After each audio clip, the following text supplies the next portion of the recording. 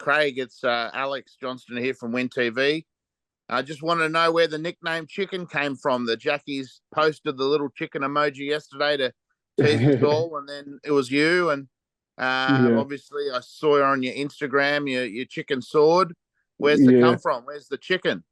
So it's a funny story. I was a premature baby. I came 2 months before birth. I supposed to came in um, March, I think. I ended up coming in January, and I was a small baby. And my aunt and uncle said I was so small that they can hold me in their hand like this. And they're like, "Oh, he's so small, like a little chicken." They just call him Chicken. And ever since then, and the name stuck with me. But as you can see, I grew out of the chicken stage. But they call me Chicken pretty much my whole life, all the way up until now. People still call me Chicken, and I done got older. I'm not ashamed by the name no more. So it kind of grew on Oh, that's great. Well, I'm glad. me. I'm glad we get to see the chicken in action now. Yeah. Second question from me, and I'll hand it over to the other guys. When did the Jackies first come onto your radar? Had you had any idea about them before? Do you have any links with any of the other guys? I know Scott Roth has been all around America coaching and playing. So, Right. how did that all come about? Um, it wasn't just the Jackie in particular. It was just the whole NBA league. You guys have like 10 teams in the league, right? So I just been following the league the last 4 or 5 years, actually. I think the first year I started watching was when Chase Buford was the head coach for the Sydney, and Chase coached me in the G League one year with the Hawks, and I just been interested ever since. And I have a great relationship with Chase, so um, I always called him like, "Hey man, you need me to come help you." Of course, they were winning championships and stuff, so I was always calling him and checking on, him, telling him he's doing a great job over there and stuff. So, and Tasmania just came across my mind because I always remember playing against Milton Doyle. Um, I always played against him, so he was like one of the favorite guys I like to guard in the G during those years. So I just followed after just seeing him, and I like the way he played. So I just watched him play a lot, and the jump jacks end up getting on the radar of mine. I'm like, man, I can go play for them.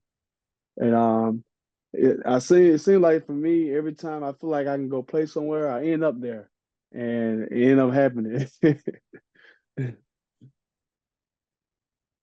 Oh, that's great. I'll hand it over to let someone else ask a question, but Okay. I can't wait to meet you. And congratulations. It sounds like you're going to have an absolute ball down here. Yeah, for sure. Thank you. Hey, G'day, Craig. it's Nick from. I might jump in with one. Sorry. Hey, Craig. Ryan Rosendale from the Mercury newspaper, mate. Congrats on the new deal. No doubt you've had Thank some you. conversations already with Scott. I guess how does he see you fitting into the lineup? I guess Hmm. given we won the title, they won the title this year. No doubt he expects you to come in and play a big role for the team. Hmm. Can you ask that question again? I I can guess just from your early conversations with Scott, Craig, what kind of role, I guess, does he see you playing in this side come next season? um well coach is he's a great coach. Like I said, I haven't watched the last couple of years. Our conversation was great. He never said like he'll come in and start, and that's what I love. I'm used to whatever role that comes my way. If I had to come to the bench to bring energy, to the team, I'll do that. So he was good with that. He never said, "Hey, Craig, I'm gonna need you to come in and start and do this." Which, like I said, I love that. I want to come in and earn my way in and be able to come in and help the team any way I can. And I think coach will give me that opportunity to do that.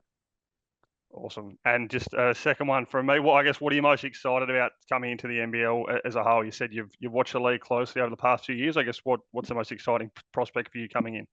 The most exciting thing is just the fans, man. How crazy the crowds and how the games get. Like I said, I've been watching and like just seeing how crazy the fans are, just the atmosphere. I'm just ready to be a part of that.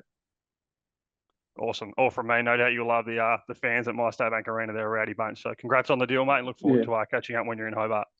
All right, man. Thank you. Hey, it's Nick from Channel 7 here. You were talking about Belton Doyle before. He's someone I guess you'd rather play with than against, is he? Yeah, that'll be the first time I played with him, but I played against him a lot in the G over the years. And like I said, I'm a defending guy, so I always like to look up my opponent before I actually play against him. And Doyle's one of the tougher matchups. And like I said, I love the way he scores, the way he just picked the game apart, and it's gonna be great playing with him. And I'll be able to help him get better every day. So that's gonna be the greatest thing ever, man, for me to play with Doyle. And also Jordan as well. I play against Jordan a lot as well. So gonna be some great things going on this year, hopefully. So, Darren, my question for you is or maybe Mika, recruitment process between the both of you. So can you walk us through the recruitment process for signing Craig and what stood out about him? I'll kick it off and then Mika, you can finish. So to find someone like Craig, first step was to try and make sure we secured all of our Australian talent. Which we were lucky enough to be able to do that quite early because we had a lot of the guys already signed for this upcoming season. So we had, a couple of little pieces that we needed to put together. And then once that was completed, it really kind of spelled out the kind of player and positional need that we were after, which is, that wing position and at, some athleticism at that wing position was kind of the broad, I suppose, need. And then, working with the coaches, the next step was about, okay, how do we refine that now and try to find that guy? And I'll let Mika maybe talk about the process of how we actually were lucky enough to find Craig. But that's how it all started. And Mika can maybe talk about how that worked out with the coaches. I mean, anytime you're bringing back a new team, you're always trying to add to it. Obviously not try and go away with what your bread and butter is, and that's our grit and grind of what the JackJumpers are. In terms of what Craig brings to the table, is something that we don't have.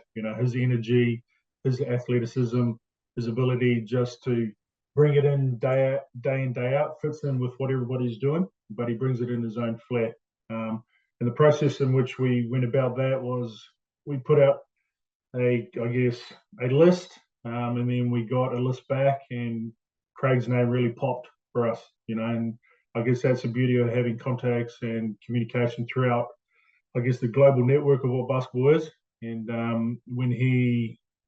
there's a lot of people that know how the JackJumpers work, and play, and Craig's name was on top of that list. And then we had a brief look at him, and I think if you had asked all the coaches across the board, it was an easy yes as soon as we saw him. So look, we're all pretty excited, really excited to have him on board, and can't wait to get him in market. Awesome, thanks, Mika. A brief look, hey, that's pretty good, Craig. And you're here Right. soon. Right. Hey, Craig, for you said you've been following the NBL. Question for you: have you been to Australia before? Never been. Never. The first time I actually looked and see where it was on the map was when they called and told me, like, hey, we're gonna go with you this year. So that's the first time I actually looked, and I was like, wow, that's far. It is. It's far, and it's a big lot of land. Right. Which I'm cool with that. And what are your personal and professional goals for this upcoming season with us? Have you said any, or have you had a chat to Mika or Darren or Scott around that, or have you got any in your mind for yourself? Well, my personal goals was, but first to secure a job, in the NBL, and the JackJump, they gave me that perfect opportunity to come play with them. So me just getting on a team was my ultimate goal, was my biggest goal. And hey, everything else, I'm trying to set new goals for it now. So getting on the team was my biggest goal. Nice. And Craig, just I suppose on this, we've had a lot of talent go between the NBL and the G League and the NBA, especially in the last few years. Are there any players in particular that are currently in the league that you've either played with or against? Yeah, I played with Gary Clark. I forgot the name of his team, what team he was on. But I was reaching out. I mean, he'll play together in Team USA, the America Cup. And so me and him talk a lot. And every time I see him or I write him on Instagram, I'm like, hey man, y'all need some help over there. He was like, man, yeah, we need help, but you know how it goes as far as the process of trying to get in somewhere. So me and him have a great connection, and me and him always talk. Yeah, brilliant. Yeah. That's good. Any more to Daz and Mika? I'll wrap it up. Actually, final one I'll just throw to you, Darren and Mika, if you want to jump in. Obviously, it was mentioned yesterday. This is pretty much the roster sort of set. Is there any particular news around a next star that media might reach out about, and any comments on that so far of filling out the roster?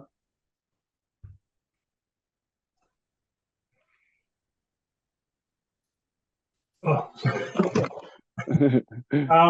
Look, we're always, like every other team, we're always looking for a next star. I mean, this is something that is, I guess, a unique part of our league. And we are going down a journey. There are names that we're looking through.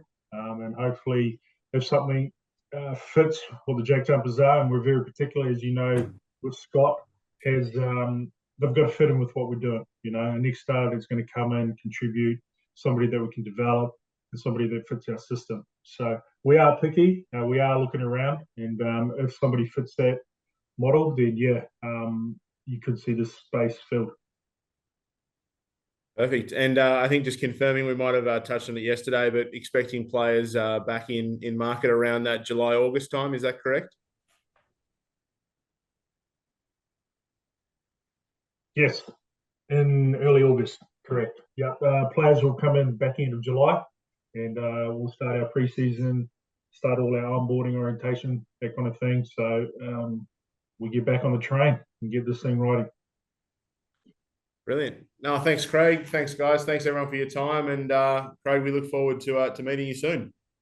Great. I appreciate y'all having me. Thank you.